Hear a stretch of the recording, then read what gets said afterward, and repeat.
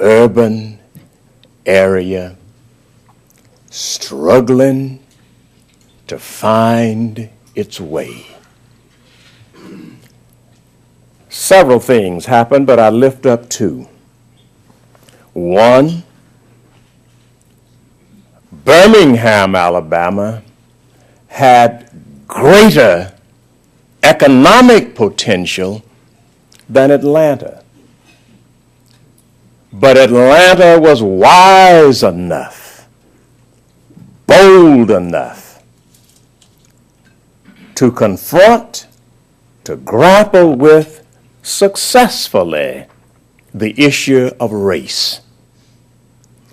And as Atlanta moved, though in many instances resisting, toward racial reconciliation, Atlanta laid the foundation for economic prosperity. The two cannot be separated. And when my classmate Maynard Jackson became mayor of Atlanta, that was one project among many, but one stands out historically, and that was the building of the new airport. It is now, as you well know, named in his honor, as well as in honor of another former mayor, William Hartsfield. So it's the Hartsfield-Jackson Airport. That airport cost, at that time, this sounds like a small cost today, about $500 million. But Maynard Jackson insisted that a reasonable, equitable share of that $500 million must go to the minority community. And he met with opposition, yea, hostility, and some have not forgiven him even today, though he rests in eternity. But about 30% of that amount went to the African American community and other minorities. And when the line was drawn,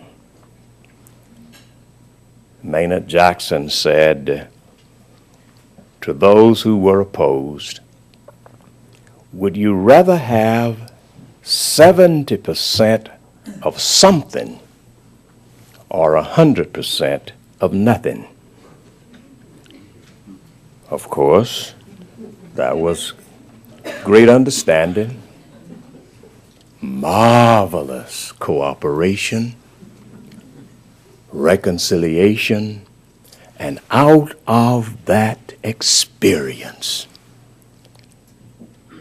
Andrew Young tells me that at least 50 to 100 African American entrepreneurs for the first time became millionaires or multi-millionaires, and that became the foundation really for building the next great international city. When the Olympics, or the Olympic Committee was looking at cities across the nation for the 1996 Olympic Games, Summer Games, it was interesting to note that the appealing package presented to the International Olympics Committee carried with it the life and works of Martin Luther King Jr. That video was the most appealing and attractive statement that the city made to the world.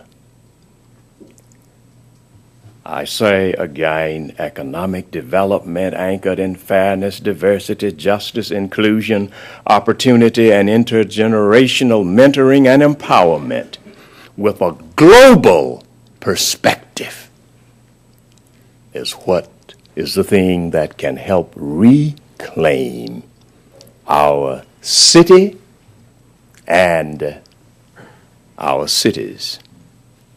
Fourth, an international agenda that promotes healthy racial and ethnic cooperation and reconciliation where there is tension, hostility, division, and misunderstanding. 5, a powerful faith-based voice that represents a coalition of conscience and promotes social transformation and conflict resolution without violence.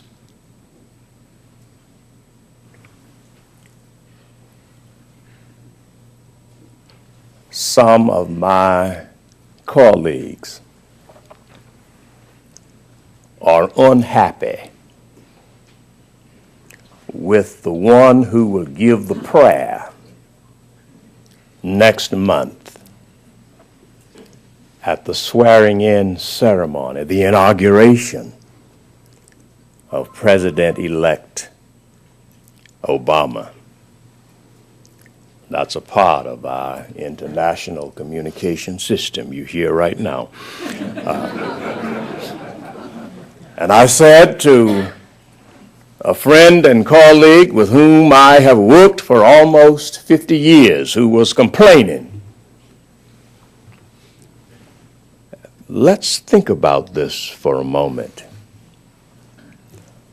Obama is practicing what we all preach about every week, but seldom experience. When you say, "Let us pray," do you say, "Except for those from Southern California"? Except for those of another faith tradition? Well, that, says Dr. Gardner Taylor, was the affliction found in the abilities of the founding fathers. For they presented a document beyond their moral and spiritual abilities. For they wrote, "All men are created equal." But that was between the line. Except black people, except women of all colors, except Jews, except Indians, except certain ethnic groups from Southern Europe, except those who do not own property. The exception was not written in the document, but it was practiced for the next several decades. And if we in the 21st century can remove those exceptions